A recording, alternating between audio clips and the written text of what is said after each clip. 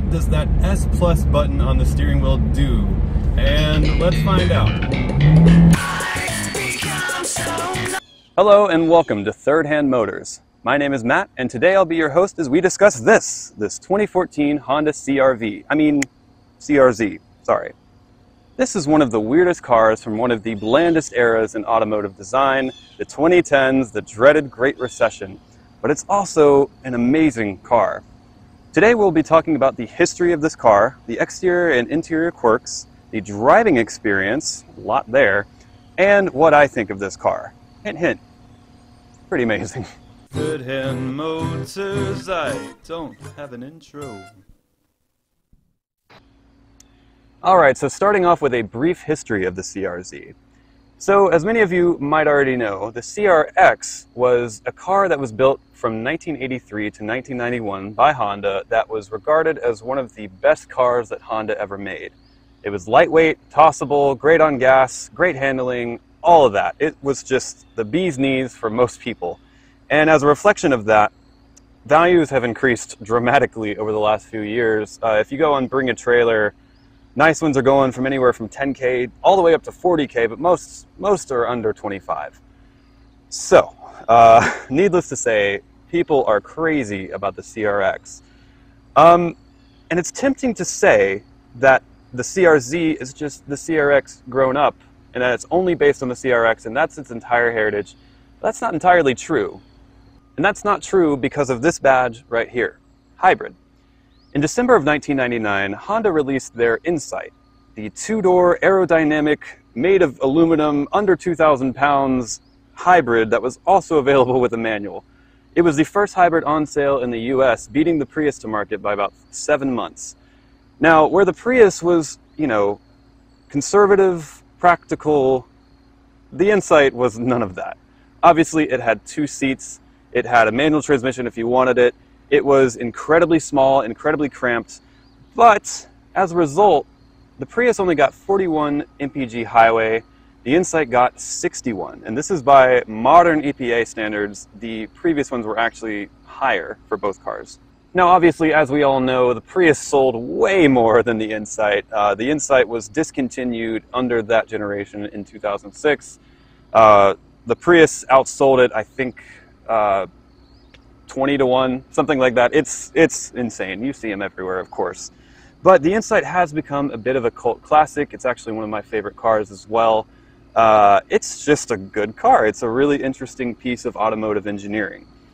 And people in the hypermiling community are crazy about them too. They are just the most unique car, I'd say, of the 2000s sold in the US. There's nothing else like it until this. Now you may be thinking to yourself, wait a minute. I still see Insights everywhere, and they look nothing like that picture. And you'd be right, at least in the name. So, in 2009, the second generation Insight came out, and to make Honda more profitable and compete more with Toyota, they made it a lot more like the Prius. 5 seats, big hatch area, not made of aluminum and magnesium, that sort of thing. But in 2010, this was released not only as a spiritual successor to the CRX, but to the first-gen Insight as well. So obviously this car has some pretty big shoes to fill. Not only from the CRX, one of the best handling front-wheel drive sports cars of all time according to a lot of people, but also of the first-generation Insight, one of the highest MPG, engineering miracle, cult classic cars out there. So does it fill those shoes? Today we'll find out. Alright, so starting off with the exterior quirks of this car. Look at it. It's a pretty weird one. Starting off in the front though, we've got some pretty futuristic styling for the time. It kind of reminds me of the modern Hyundai Elantra, Hyundai Sonata, which they're going for a very futuristic look in their product lineup. Moving on to the side of the car, we've got these really weird door handles. There is nothing quite like this in modern cars, honestly. This is a very futuristic, interesting design. Still on the side of the car, we've got the roofline, which comes to a point at the edge of the car and then drops straight off. This is not just for style, this is actually an aerodynamic tactic to make the car more efficient. This is heavily inspired by the first generation Insight, which had the same feature. Also inspired from the first generation Insight are the taillights. Now, if you look at the picture of the first-gen Insight, you can see some striking similarities. This is honestly like just a modern version of that. And I'd say the last big exterior quirk on this car is the split rear glass. Like every other hybrid you've ever seen except the first-gen Prius. I really think they did copy the Insight on this, and this was on the first-gen Insight as well. Now let's head inside the car where we have a lot more quirks waiting for us. Starting off with the interior quirks, we've got a really interesting interior door handle as well as the locking mechanism. And if we pull this door shut, it will reveal the cockpit style gauges. Now on the left-hand side of the gauge cluster, we've got our 3 drive modes: sport, normal, and economy, as well as your traction control off, kilometers and miles an hour, and your power mirror settings. And on the right-hand side of the gauge cluster, we have our climate control system. There's nothing down there like usual, it's all up here. It makes for a very driver-focused cockpit in this car. Moving up to the gauge cluster, I want you to put your attention at the speedometer in the middle. Now when I move the camera, you see how it doesn't move quite with the rest of the gauge cluster? That's because it's actually being projected in there. It's a separate screen or something, I'm not entirely sure, but whatever it is, it's really interesting. Holographic meatloaf? My favorite! Now on the left side of the gauges, we have our hybrid battery meter. This moves up and down as you drive, as well as the charge and assist meter. So when the meter is over here in charge, that means you're either braking or you're coasting, and the hybrid system is charging the battery. In assist, the hybrid system is helping propel you along. Now, like a true sports car, we've got our tachometer in the center of the gauge cluster, as well as IMA, Integrated Motor Assist. That's the name of Honda's hybrid system that was first used in that first generation Insight I was telling you about. And on the right-hand side of the gauge cluster, we've got our fuel gauge, we've got our instant fuel economy gauge, and we've got a little screen that can tell you your fuel economy. There are a few other functions in this car too. There's time, average speed, you know, your charge status, oil life, all sorts of stuff, and there's way more to it than this, but basically it's a multifunction display down there. And zooming out to the steering wheel, we've got a lot of buttons. This is all for audio, this is also just for the hands-free system, and that's your cruise control. But what the heck is that? That is Sport Plus, and that sends power from the hybrid system as well as it revs up the engine to give you a temporary boost of power up to 5 seconds long. So whenever you need to pass somebody, you can just press this button, floor it, and it'll just go for you, even in economy mode, which is really interesting. Now these down here are the buttons for that multifunction display, and if we zoom up here, we've got paddle shifters. Now, I'm sorry, this is the CVT, but this is also, just like the first gen Insight, available in a manual, and I have driven it. I'll talk about that in a bit. But this is a CVT, as I said, and we've got paddle shifters. So yes, unfortunately, fake shifts in this car. It pretends that it's a 7-speed automatic, well, I guess manual, but it's obviously not. Moving down to the shifter, we can see it's kind of like a cockpit style, like airplane, some sort of weird shifter. But what I love about this is that it's not needlessly complicated. It's literally just park, reverse, neutral, and drive. That's it. That's the whole shebang. Not that weird Prius shifter that, you know, I'm gonna put something on the screen, you know what I'm talking about. Even though this is a hybrid, it does retain some conventionality. And that theme is continued down here where we have a handbrake. This is also one of the few hybrids to start with a key. And not only does it start with a key, it starts silently. Listen to this. Notice how you didn't hear a starter. That's because it uses the hybrid system to start the battery. But it does have a starter. Honda made a starter for this car. In case the hybrid system is low, the IMA battery doesn't work, you can still drive this car with the IMA bad, unlike a Prius. Now before we get to one of my favorite quirks about this car, we have one-piece seats. These headrests are non-adjustable, and so this is just how it is. These seats are actually pretty comfortable, really good support. I took a trip to Nashville in this car, so these were really good, and they really do hold you in a little bit in the corners. And now for perhaps the weirdest quirk about this car, we have one of my favorite Radiohead albums, The Bends. No rear seats. Now, in other markets, such as the European market and the Japanese market, there were seats, but for whatever reason, there are none in this car.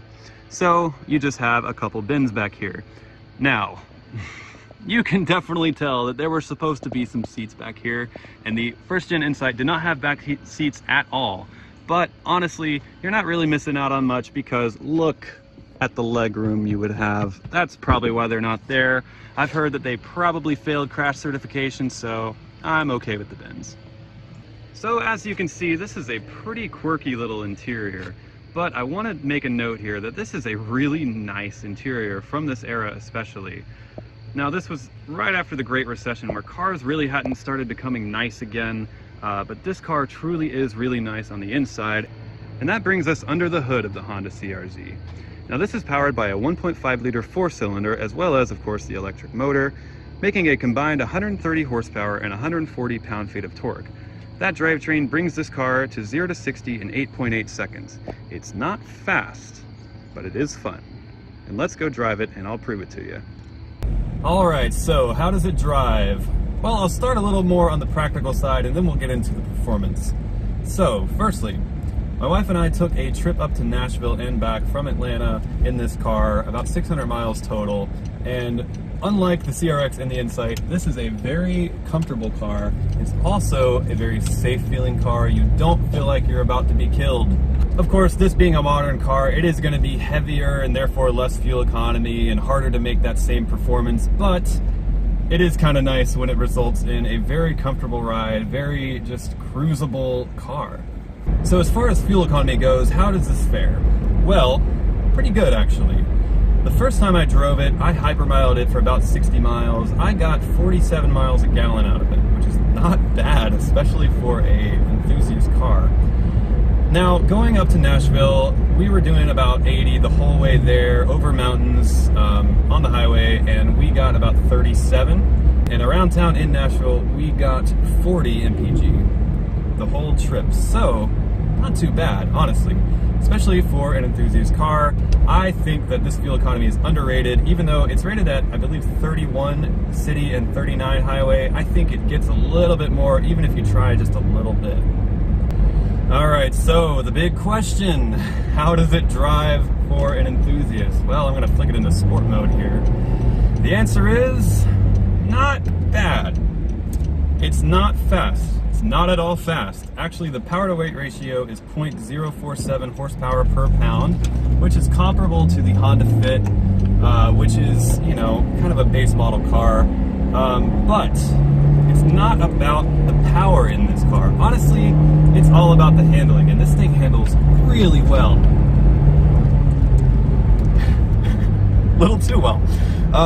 So this actually sort of reminds me of my Integra just a little bit. I have a 2001 Acura Integra LS. Now, the steering is not connected. This is electronic power steering, so it doesn't feel like you're connected to it. There's no effort required to turn the wheel, but it is sharp. You turn the wheel just a little bit and it is just in the corners, and it holds it really well. This handles amazingly. And of course, you've got traction control if things get a little out of hand. Really nice to have in a daily, and especially in someone, you know, a little less experienced in the corners. Now, I'd like to remind everyone that this is available in a manual, and I have driven it. I test drove it. I didn't rent it like this car, but let me tell you, that car is honestly a blast. It is really good. It is just a really good car. The shifter is kind of the same as the steering. Now, in a modern Civic Si, you know, it's not quite that notchy, you know, 90s Honda shifter, but it is still really good, especially for a modern one. Not to mention that the shift knob is the same, or at least pretty close to the 2014-15-ish Honda Civic Si. Just makes for a really good feel. But that car truly was amazing. Now, another question you may be wondering about is, what does that S Plus button on the steering wheel do? And let's find out.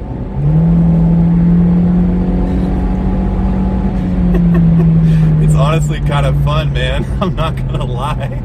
It's really cool to have a button to just mash and just take off.